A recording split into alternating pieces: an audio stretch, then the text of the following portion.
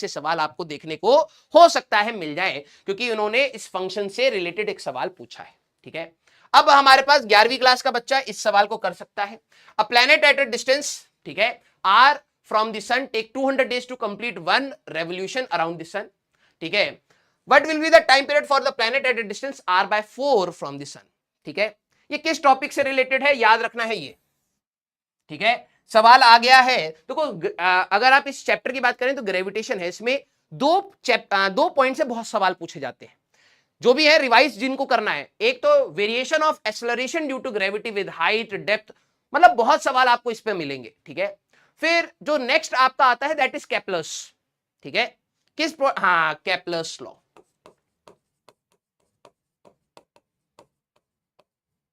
ठीक है, very good very good. ठीक है, तो ग्रेविटेशन से भी आपके सवाल आ रहे हैं। ठीक है, तो केपलर्स लॉ में याद रखना एक तो ये चीज da by dt, क्या आप मेरे को बता सकते हैं the areal velocity is constant होती थी हमारे पास ऑफ एनी प्लैनेट। ठीक है, होती कितनी थी, क्योंकि ये सवाल भी कई बार आया है, इनडायरेक्ट फॉर्म में आया है और बच्चे इसको याद नहीं रख। वेरी गुड, इटर्नल जय ने बिल्कुल सही बताया, that is angular momentum by 2m। याद रखना इसकी डेरिवेशन भी होती थी, क्लास में कराई जाती थी। ठीक है, यस, तो L by 2m हमारे पास रहती थी।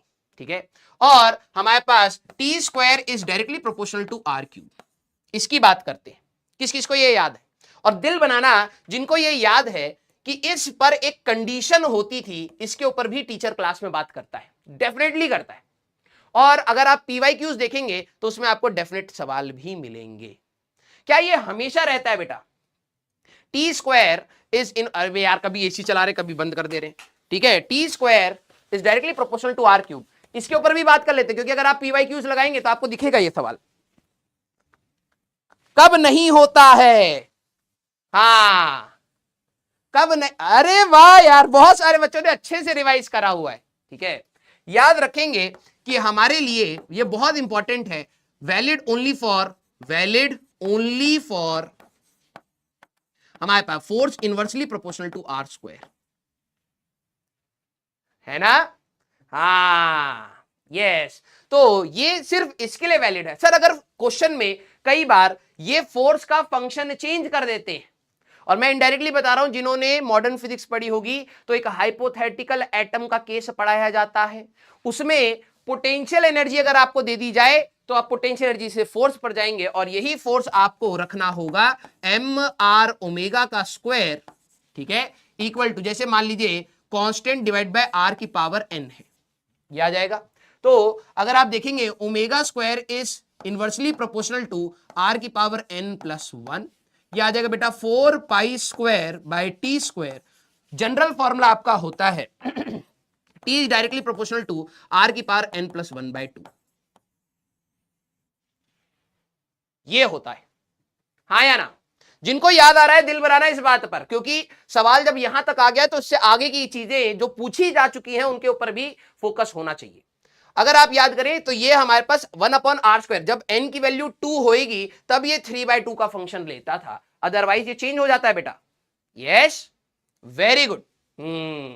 अब जरा ये सवाल की बात कर लेते हैं। ठीक है, तो planet at a distance r, तो देखो भाई जो हमारे पास पहले, अगर मैं T2 रेडियस के हिसाब से अगर मैं बात करूं, T2 by T1 is equal to R2 by R1 की पावर हमारे पास 3/2 हो जाएगी। R2 की वैल्यू 1/4 हो गई है, तो ये हो जाएगा 1/4।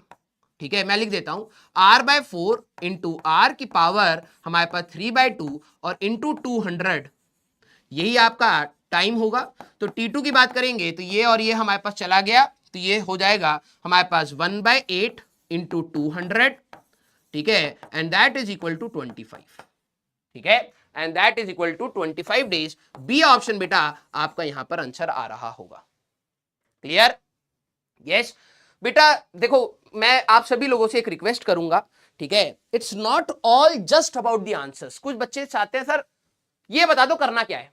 जो बच्चे अभी पेपर जिनके हैं और उनको बस ये लालच है इसमें करना क्या है, आपसे नहीं हो पाएगा। फिर जो बच्चे इसको समझ रहे हैं कि यार टीचर हर बार कहता था ना कि यार टेस्ट देने के बाद ना एनालिसिस करो, एनालिसिस करो, जो क्वेश्चन गलत हो रहे हैं, जो भी क्वेश्चन आ रहे हैं दिमाग में, ये सारी चीजें रिवाइज करोगे तभी आपकी चीजें स्ट्रेंथ बनती हैं।